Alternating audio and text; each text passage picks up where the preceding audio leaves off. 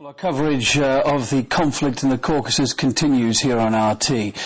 Now, a little earlier we spoke to RT Arabic channel Rusir Al-Yam's journalist who was in the South Ossetian capital of Tskhinvali on the 8th of August when Georgia attacked. Now, he describes what he saw in the early hours of the conflict. What did you see when the bombing of Tskhinvali started? The day before the bombing started, Georgians began to destroy villages around Tskhinvali.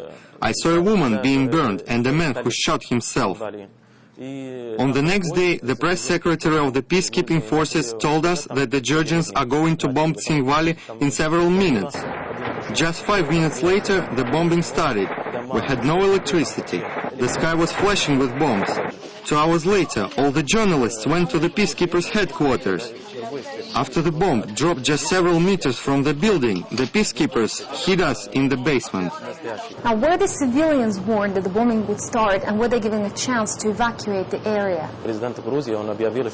No, nobody was warned, because the Georgian president declared he wouldn't use the weapons that he put at the border with South Ossetia.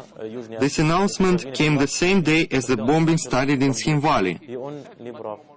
Did you see whose planes bombed Tskhinvali? Of course, we saw Georgian soldiers. There was no one except them. They entered the town and were bombing everything they saw. They didn't feel sorry for children or women. They were killing everyone. How big was the presence of Russian troops when the bombing of Tskhinvali started? There were no Russian troops there at that moment. Russian forces came 2 days later, and the Ossetians have no army, while the peacekeepers have no heavy weaponry to resist Georgian forces. Was there a corridor for civilians to escape? No, and no one was going to make the corridor for the civilians. There were dead bodies lying around the town. Georgian soldiers were bombing those who wanted to leave the town. Those who hid in the forest were lucky. Those who tried to escape by car were killed. How did you manage to escape? During the last day, the bombing of the peacekeepers' headquarters started. We hid, but they were shooting at us. So we decided, if we stay, we are going to die. If we try to escape, we still have a chance. The peacekeepers recommended us to stay, because they were sure that the Georgians would shoot us.